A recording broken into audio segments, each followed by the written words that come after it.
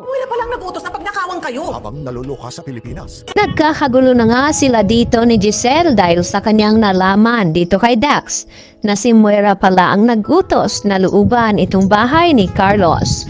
At pati na rin itong si Josa at Chang Susan ay nagulat sa ibinalita ni Giselle sa kanila at pati na rin itong si Carlos Benetes. At hindi niya sukat akalain na nagawa pa niyang tulungan itong si Moira, yun pala ay traitor ito. At dito naman na pinapakancel ngayon ni Carlos Benetes ang kanyang tulong na tulungan sanang baguhin itong identity ni Moira nang sa ganon ay makatakas nga ito. Lalo pat nalaman ngayon ni Carlos Benetes dito kay Mamushi na balak palang itakas din ni Moira itong si Zoe at ilayo dito kay Doc Carlos. At mas lalo na nga na hindi na pumapayag itong si Carlos na makatakas pa itong si Moira at magkaroon ng bagong identity. At binawi niya nga ito at hayaan na lamang itong si Moira na mahuli ng mga humahabol nga sa kanya. At agad naman na pinuntahan ni Moira itong opisina ni Mamushi kasama itong si Zoe dahil kukunin na nga sana nila itong passport na bagong pinagawa ni Mamushi.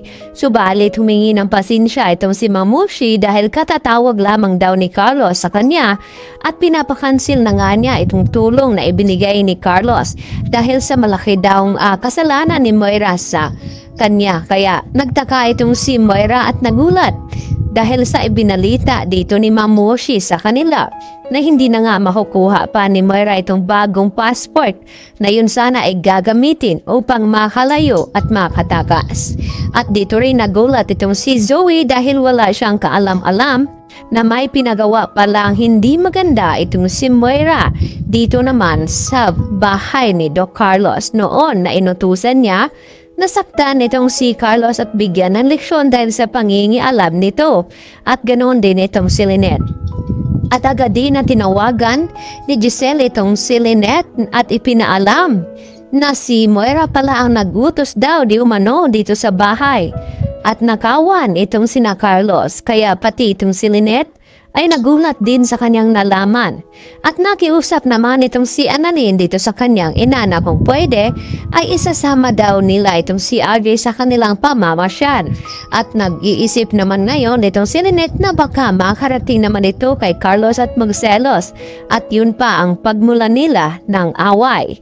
At syempre hindi rin naman kayang tiisin ni Lynette ang kanyang anak na nakikiusap dahil gusto lang naman ni Annalyn na mararanasan na magiging buo ang isang pamilya. At hindi na rin matatanggihan pa ni Lynette itong si Annalyn kaya pumapayag na rin siya sa gustong mangyari. At napilitan naman itong si Zoe na sumama dahil no choice na nga ito. Subalit habang namamasyal itong si Lynette ay napag-usapan nga nila at nabanggit ang ginawa nga ni Moira na utusan na nakawan ang bahay dito ni Carlos. At dito nga na kung ano-ano ang mga sinasabi dito ni Lynette at sakto naman na nandyan itong si Zoe at narinig at ipinagtanggol naman ni Zoe itong kanyang ina na nanay niya pa rin ito at hindi dapat pagsabihan ni Lynette na kung ano-ano na sana raw ay bumalik kay Moira itong karma na ginawa niya dito sa pamilya ni Lynette.